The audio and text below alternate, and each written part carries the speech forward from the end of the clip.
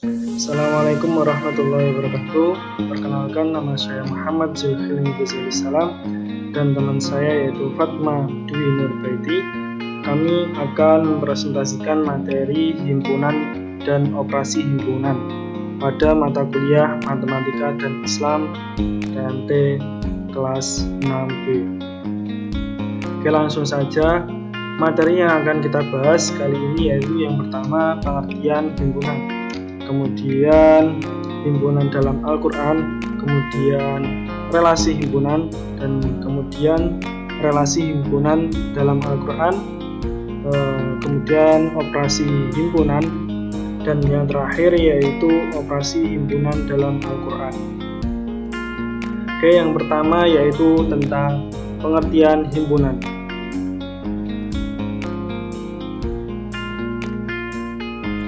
Oke, himpunan adalah kumpulan objek-objek yang terdefinisi dengan jelas, well defined.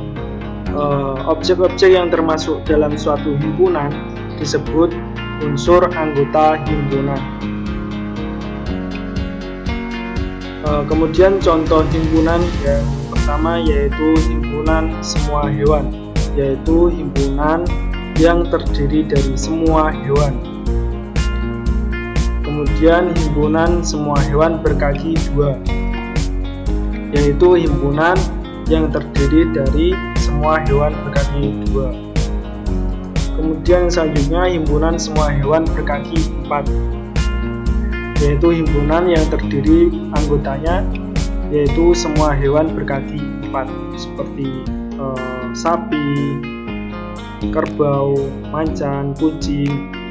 Yang tadi semua hewan berkaki dua yaitu seperti ayam, burung, angsa. Dan himpunan semua hewan itu semua yang dikatakan hewan termasuk himpunan semua hewan, anggota himpunan semua hewan. Kemudian yang selanjutnya yaitu himpunan surat-surat makiyah, yaitu himpunan yang terdiri dari surat-surat makiyah, itu yang seperti surat Al-Mulk, Al-Qalam, An-Nuh, surat Nuh, surat Al-Jin, Al-Muzammil. Terus kemudian ya selanjutnya himpunan surat-surat Madaniyah, yaitu himpunan yang terdiri dari surat-surat Madaniyah seperti surat At-Tahrim, surat Al-Jumu'ah, surat As-Saff, surat Al-Hadid, dan sebagainya. Kemudian himpunan malaikat Jibril, malaikat Mikail, Israfil, Munkar, Nakir, Raqib, Atid, Malik, dan Ridwan. Kemudian yang terakhir himpunan himpunan huruf Islam, ISLAM. Itu dua himpunan terakhir tadi yaitu himpunan malaikat, himpunan malaikat Jibril, malaikat Mikail, dan himpunan huruf Islam. Kedua himpunan tersebut dinyatakan dengan menyebutkan sifat dan syarat keanggotaan suatu himpunan. Jadi himpunan dinyatakan dengan menyebutkan langsung anggota-anggotanya.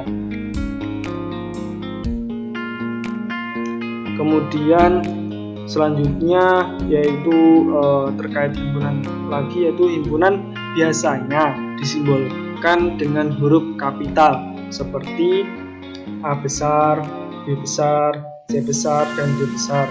Sedangkan anggota himpunan disimbolkan dengan huruf kecil anggota himpunannya, yaitu seperti A kecil, B kecil, C kecil, dan D kecil. Jadi jika A kecil adalah unsur pada himpunan A besar, maka bisa ditulis A kecil elemen A besar atau A kecil anggota A besar. Kemudian selanjutnya himpunan yang tidak memiliki anggota disebut himpunan kosong atau empty set, void set, atau null set, dan dinotasikan dengan simbol seperti ini atau seperti ini. Contohnya himpunan kosong yaitu himpunan nabi dengan jenis kelamin perempuan, karena nabi merupakan nabi yaitu berjenis kelamin laki-laki, tidak ada nabi yang berjenis perempuan, jadi termasuk himpunan kosong.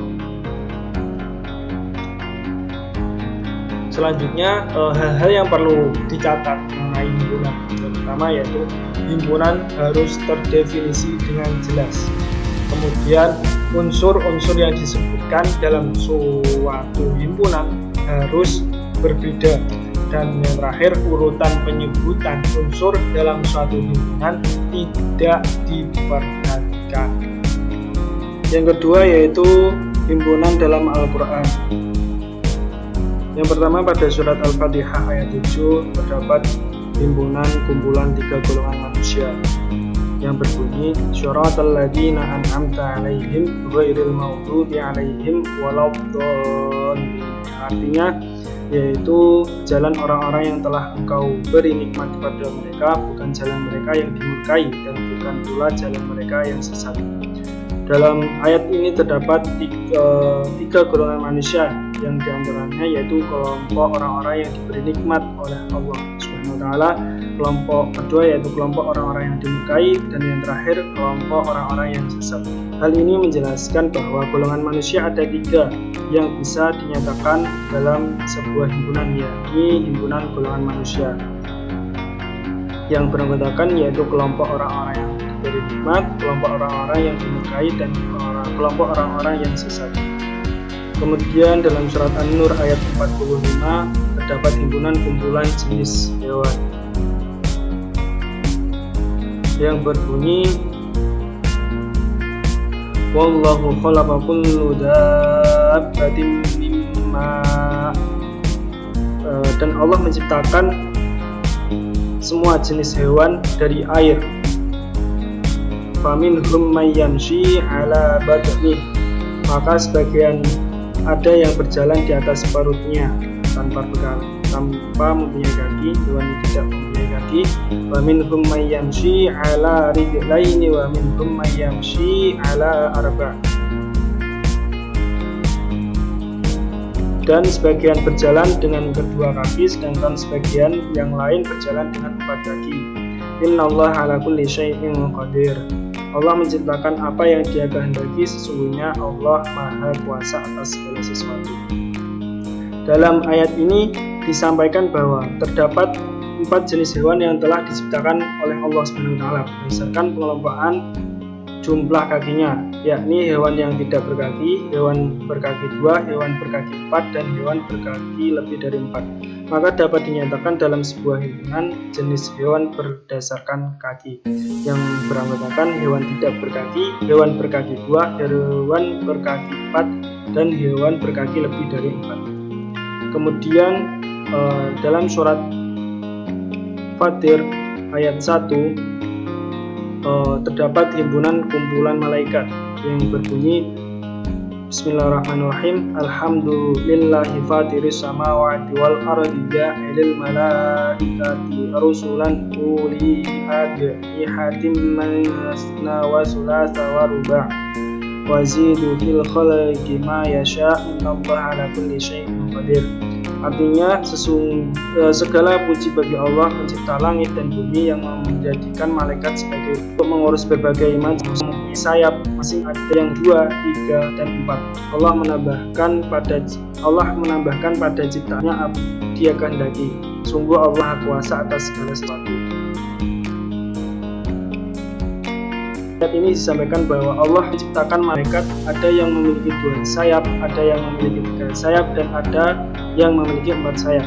Jika dalam matematika kita bisa menyatakan hal tersebut dalam suatu himpunan malaikat, yakni beranggotakan malaikat bersayap 2, malaikat bersayap 3, malaikat bersayap 4. Kemudian dalam surat Al-Waqiah ayat 7-10 terdapat himpunan kumpulan 3 golongan manusia yang berbunyi wa kuntum azwajan salasa fa ashabul maimanati ma ashabul maimanah wa ashabul mas'amati ma ashabul mas'amah wasabiqun as-sabiqun, yang artinya dan kamu menjadikan 3 golongan, yaitu golongan kanan, alangkah mulianya golongan kanan itu, dan golongan kiri, alangkah sengsaranya golongan kiri itu, dan orang-orang yang beriman paling dahulu. Pada ayat tersebut bahwasanya saat hari kiamat tiba nanti manusia akan dikelompokkan dalam 3 golongan, yaitu golongan kanan, golongan kiri, dan golongan orang-orang yang beriman paling dahulu. Dapat dinyatakan dalam sebuah himpunan manusia pada hari kiamat, yaitu golongan kanan, golongan kiri, golongan orang-orang paling beriman paling dahulu.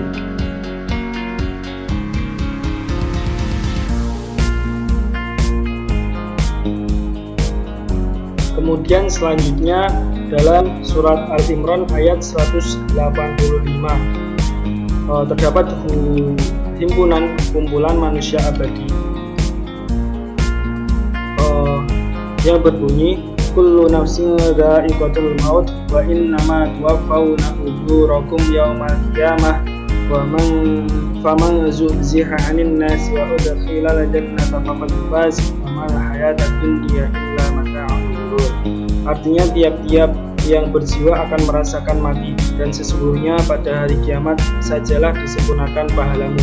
Barang siapa dijauhkan dari neraka dan dimasukkan ke dalam surga, maka sungguh ia telah beruntung. Kehidupan di dunia itu tidak lain hanyalah kesenangan yang memperdayakan.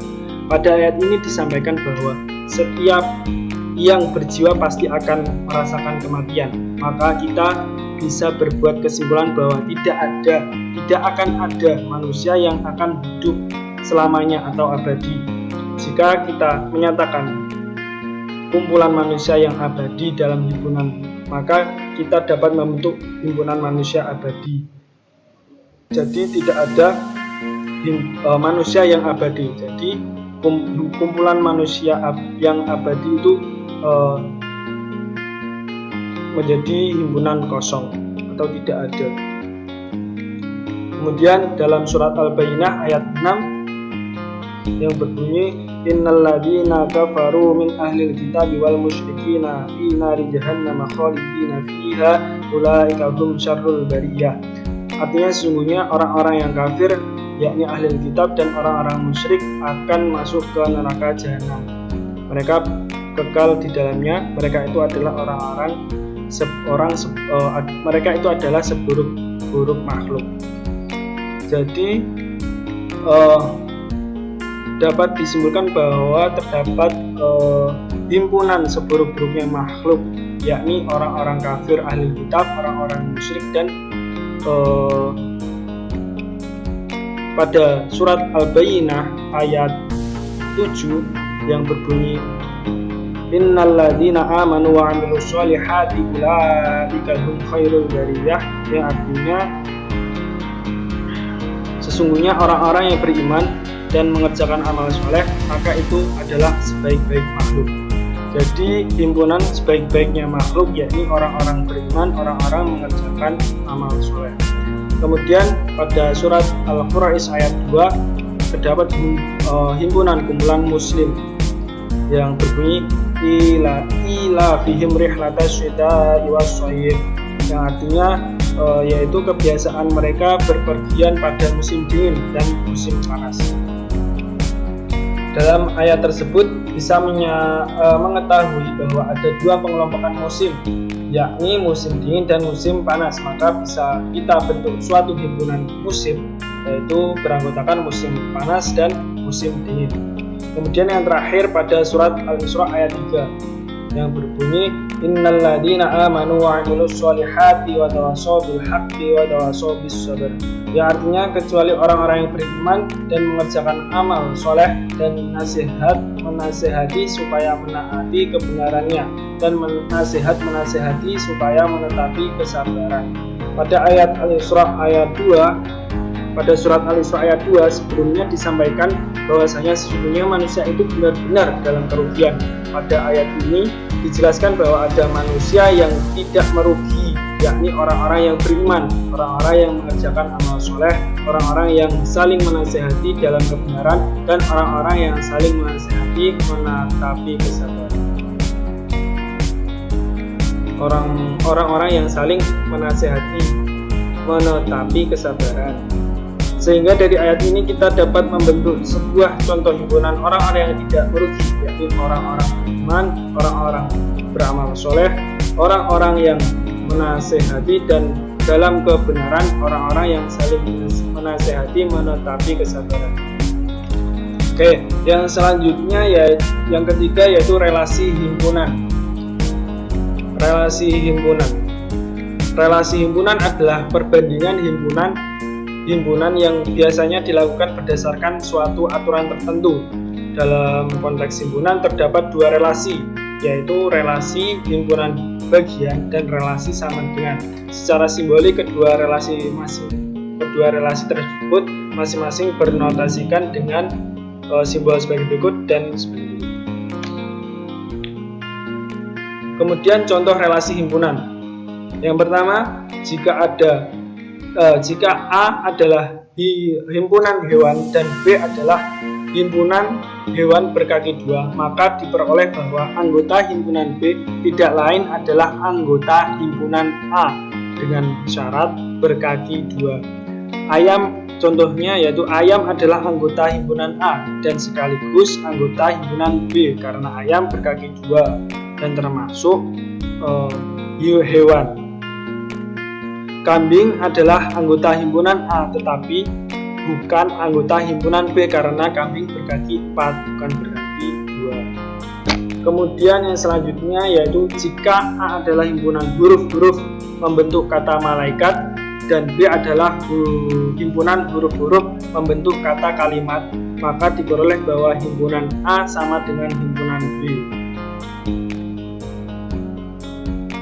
Oke, mungkin itu yang dapat saya sampaikan. Selebihnya akan dilanjutkan oleh Mbak Fatma.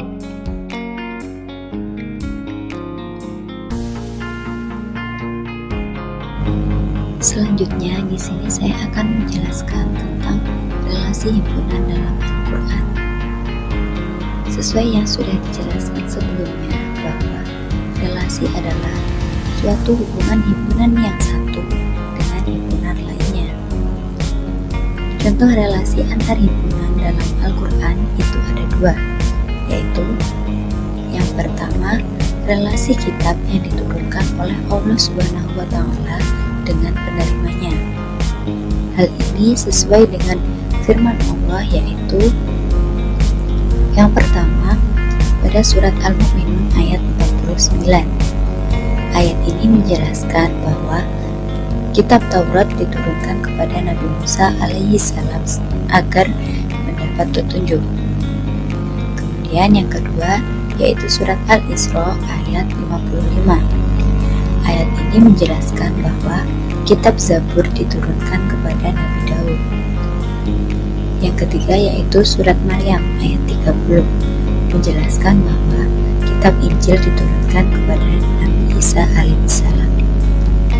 Kemudian yang keempat yaitu surat Al-Maidah ayat 48 menjelaskan bahwa Al-Quran telah diturunkan kepada Nabi Muhammad SAW sebagai penyempurna dan membawa kebenaran dari kitab-kitab sebelumnya. Dari ayat-ayat tersebut dapat diketahui himpunan kitab Allah Subhanahu wa Ta'ala yaitu Taurat, Zabur, Injil, dan Al-Quran. Dan himpunan Nabi yang menerima kitab yaitu Nabi Musa, Nabi Daud, Nabi Isa, dan Nabi Muhammad SAW.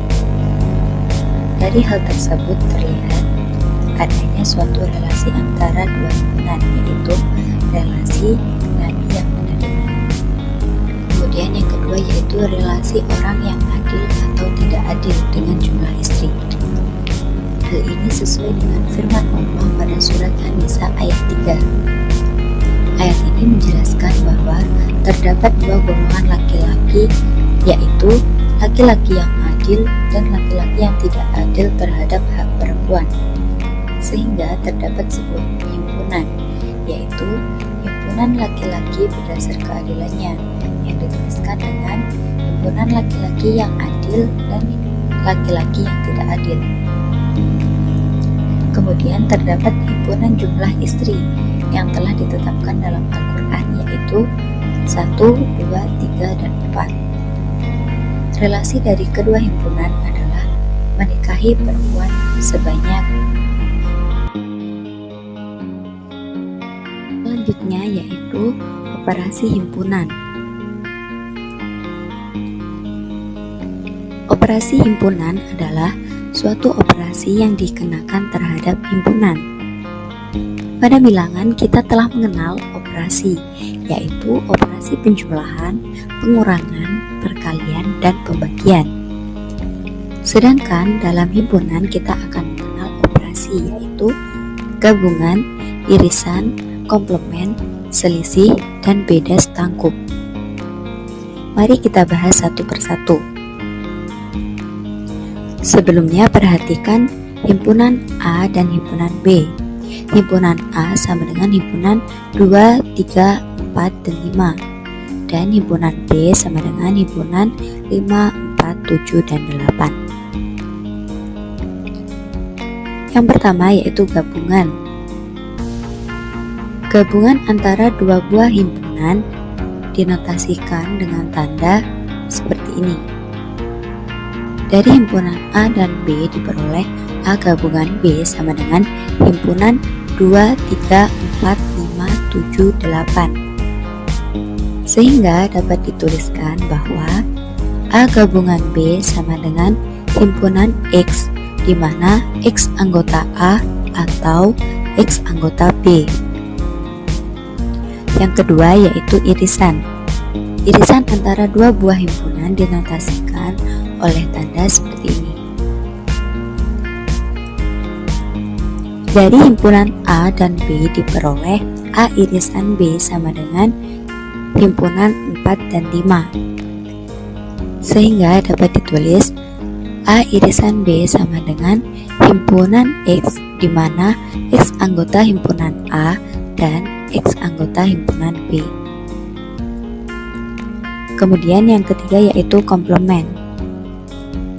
Komplement dari suatu himpunan merupakan unsur-unsur yang ada pada himpunan universal, kecuali anggota himpunan tersebut.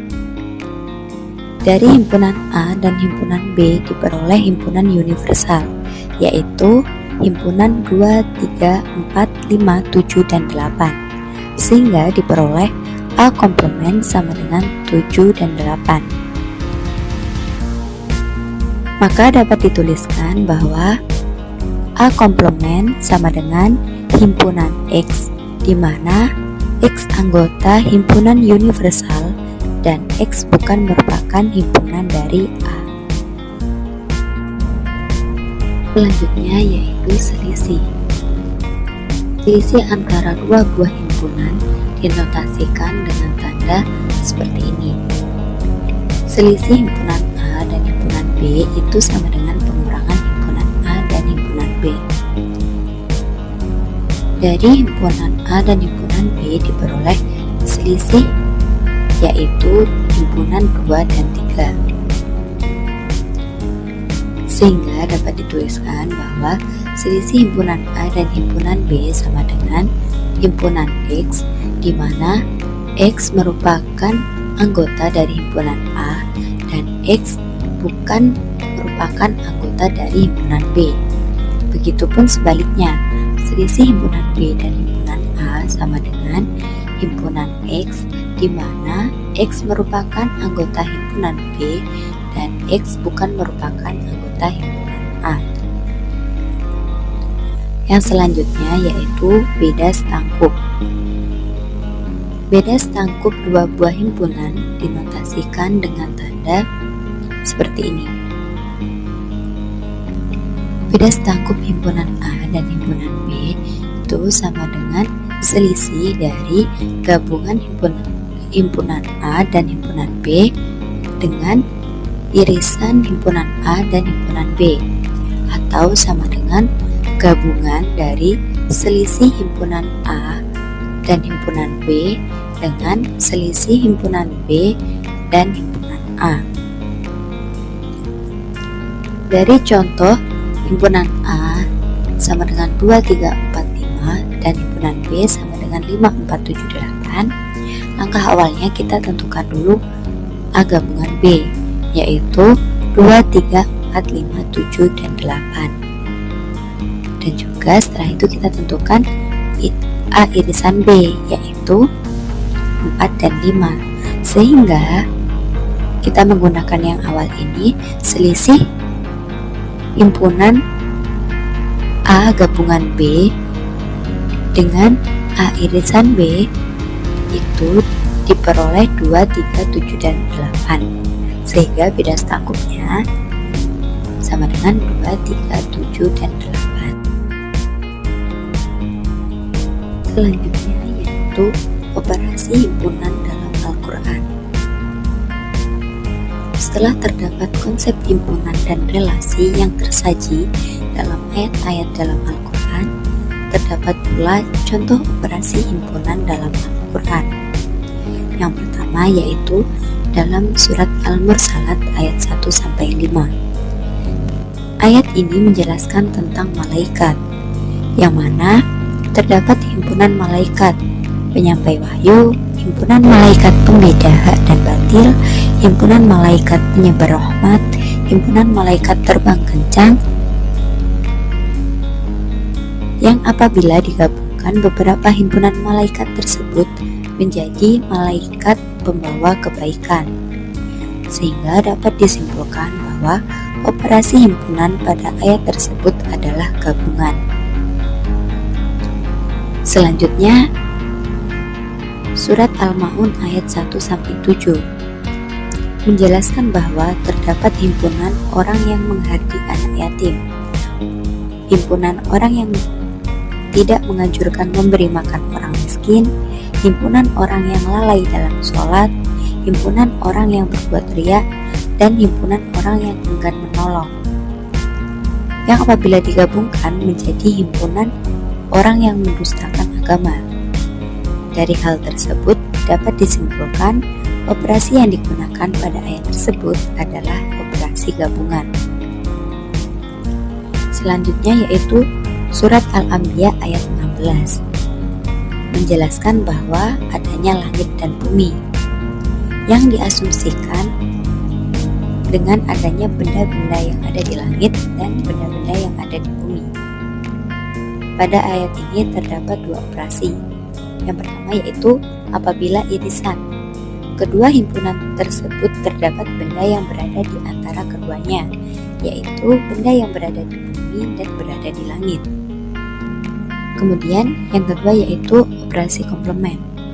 Apabila komplement, maka himpunan benda langit dan himpunan benda bumi akan saling lepas, yaitu benda yang tidak terdapat di bumi juga tidak terdapat di langit.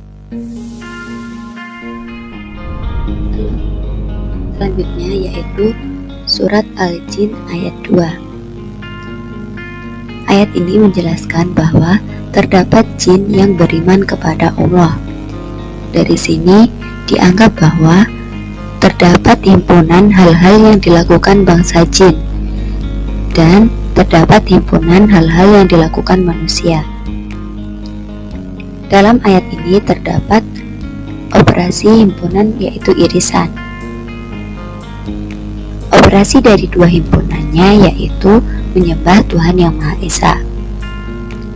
Kemudian yang terakhir yaitu surat Al-Ikhlas ayat 2 menjelaskan bahwa dari semua himpunan yang ada dapat disimpulkan bahwa pasti memiliki sebuah irisan, yaitu menggantungkan segala sesuatunya hanya kepada Allah.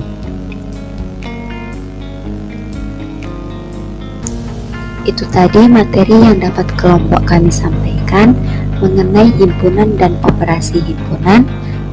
Semoga bermanfaat. Apabila ada kekurangan kami mohon maaf. Sekian dari kelompok kami.